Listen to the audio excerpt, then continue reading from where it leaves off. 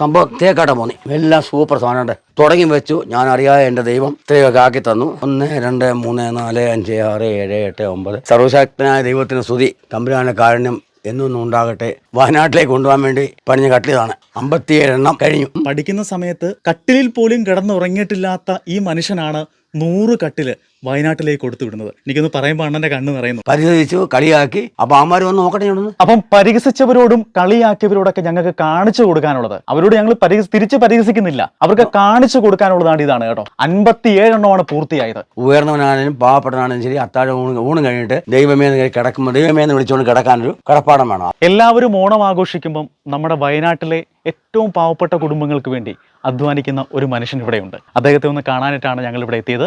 സ്ഥലം നമ്മുടെ കൊല്ലം ജില്ലയിൽ പത്തനാപുരമാണ്.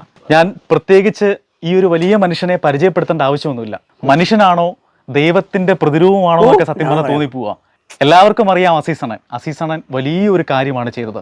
അതായത് നമ്മുടെ ഏറ്റവും പ്രിയപ്പെട്ട വയനാട്ടിലെ ആളുകൾക്കായിട്ട് 100 കട്ടിലാണ് ഈ വലിയ മനുഷ്യൻ നിർമ്മിച്ചു കൊടുക്കുന്നത്. വാങ്ങിച്ചു കൊടുക്കുകയല്ല, പണിത് കൊടുക്കുവാണ്.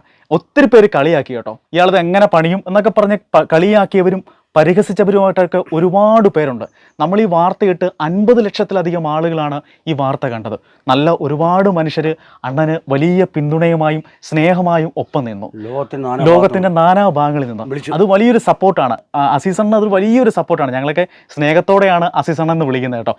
മോന്റെ പ്രായം ഉള്ളെങ്കിൽ പോലും അണ്ണ എന്നാണ് വിളിക്കുന്നത്. അതൊരു സ്നേഹമാണ്. ആരോഗ്യവകുപ്പിൽ ജില്ലാ ഓഫീസറായിട്ടാണ് അണ്ണൻ റിട്ടയർഡ് ചെയ്തത്. പെൻഷനായ ശേഷം വെറുതെ അല്ല ഇരുന്നത്. ഇതേപോലെയുള്ള ഒരുപാട് നന്മകളാണ് ഈ വലിയ മനുഷ്യൻ ചെയ്തത്. 75 വയസ്സായി കേട്ടോ. ഗ്ലാമറിന് പക്ഷെ കുറവൊന്നുമില്ല കേട്ടോ. മമ്മൂട്ടിയെക്കാട്ടി ഗ്ലാമറാ.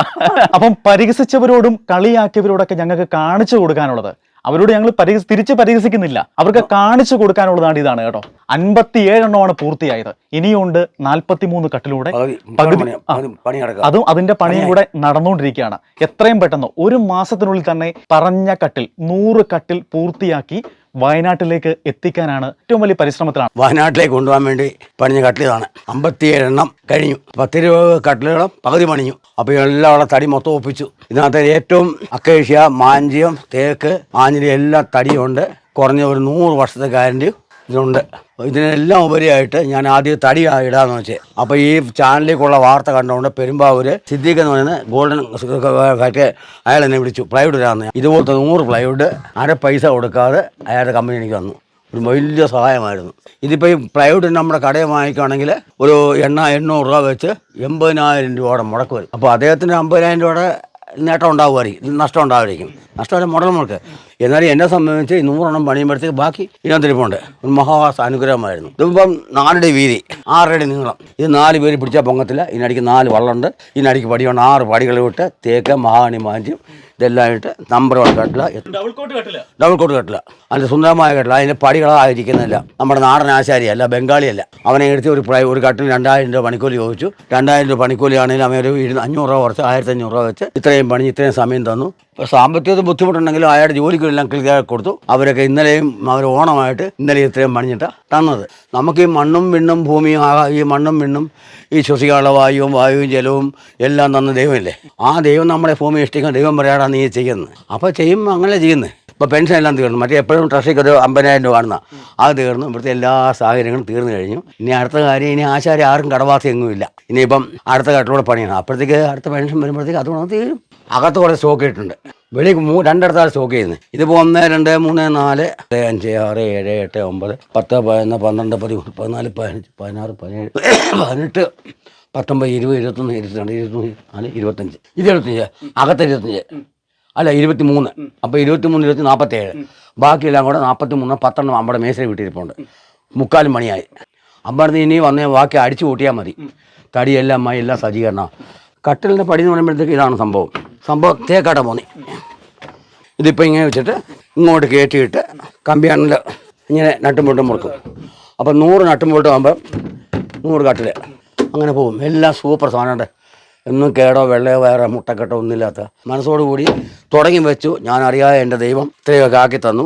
റോഡിൽ ഇറങ്ങിക്കഴിഞ്ഞാൽ പിന്നെ കട്ടിലിൻ്റെ കാര്യമേ ജനങ്ങൾക്ക് പറയാനുള്ളൂ. അപ്പോൾ പലരും ചോദിച്ചു ഇത് കൊടുക്കാനാണോ, നടക്കുമോ, പരിശോധിച്ചു, കളിയാക്കി. അപ്പോൾ അമ്മമാർ വന്ന് നോക്കട്ടെ ഇവിടുന്ന്. ആ വ്യക്തികളെല്ലാം വന്ന് ഇവിടെ കണ്ണ് പറഞ്ഞു, കൺകുളിച്ച് കണ്ണ് കാണുന്നുണ്ട്. ഇനിയിപ്പോൾ അടുത്ത ആഴ്ച 50 അടുക്കുമ്പോൾ ആകാശം മുട്ട നിൽക്കും.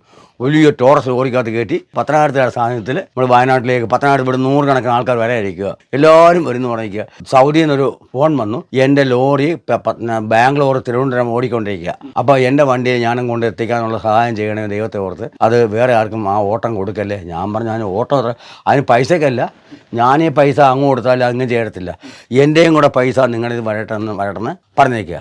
ആദ്യം ജീവിതം, പിന്നെ കിടപ്പാടം, ഒരു വീട്. അപ്പോൾ തലയായിക്കണം. തലയായിക്കാനുള്ളതിനും രാത്രി ദൈവമേ എത്ര ഉയർന്നവനാണെങ്കിലും പാവപ്പെട്ടവനാണെങ്കിലും ശരി, അത്താഴം ഊണ് കഴിഞ്ഞിട്ട് ദൈവമേ എന്ന് കിടക്കുമ്പോൾ ദൈവമേ എന്ന് വിളിച്ചുകൊണ്ട് കിടക്കാനൊരു കിടപ്പാടം വേണം. അപ്പോൾ അതിന് ഒരു കട്ടിൽ അല്ലെങ്കിൽ ഒരു ബെഡ് അതിനുണ്ടാക്കുക. അത് കൊടുക്കുകയെന്ന് വെച്ചാൽ അവൻ തലയായിക്കുമ്പം ദൈവത്തെ വിളിച്ചാണ് കിടക്കുന്നത്, ദൈവനാമത്തിലാണ് കിടക്കുന്നത്. അതാണ് നമ്മൾ ചിന്തിക്കേണ്ടത്. രാത്രി ഊണ് കഴിഞ്ഞിട്ട് രാമ രാമ രാമ ഭാഗ്യമ, അല്ലെങ്കിൽ മനമേ പക്ഷി കിണങ്ങണമെന്നു, അല്ലെങ്കിൽ ഞാൻ ഉറങ്ങാൻ പോകുന്നു, അല്ലെങ്കിൽ സല്ലല്ലാഹു അലാ മുഹമ്മദ് സല്ലല്ലാഹു ഇങ്ങനെ പാടിയിട്ട് അവർ ഹിന്ദുവായാലും മുസ്ലിമായാലും ക്രിസ്ത്യാനിയായാലും അവർ ധ്യാനം കഴിഞ്ഞിട്ട് അവർ നമ്മുടെ കൊടുത്ത കട്ടിലേക്ക് ഇങ്ങനെ ദൈവമേ എന്ന് കിടക്കുന്നു. ദൈവം രാത്രി ഞാൻ ദൈവത്തിൻ്റെ കൈകളിൽ ഉറങ്ങുന്നു. രാവിലെ അത് ഇതെല്ലാം തേക്കല്ലേ, സൂപ്പർ സാധനം. ഇല്ലാണ്ട് അത് മുട്ടക്കെട്ടോ കമ്പ് കേട്ടോ, ഇത് മാഞ്ചിയം, ഇത് തേക്ക്, ഇത് അക്കേഷ്യ. അപ്പോൾ ഇത് മൂന്നും കൂടെ ആകുമ്പോഴത്തേക്ക് നല്ല വെയിറ്റ് വന്നാൽ തന്നെയല്ല, ഇതൊക്കെ ഈ 2 ആണി ഇട്ടിരിക്കല്ലേ, ഈ 2 ആണി ഇട്ട് അടിച്ച് കൂട്ടി ഷെയ്ക്ക് ആവാത്ത വിധത്തിൽ തട്ടി കയറ്റി ഒരു ബോൾട്ട് ഇട്ട് മുറുക്കുമ്പോൾ ഇതങ്ങ് കിടക്കും. ഇത്രയും നിങ്ങളോ ഇല്ലയോ, ഇത്രയും വീതിയെ ഡബിൾ കോട്ട. 2 പേർക്ക് ഫാമിലിക്ക് സുഖമായിട്ട് കിടക്കാമല്ലോ.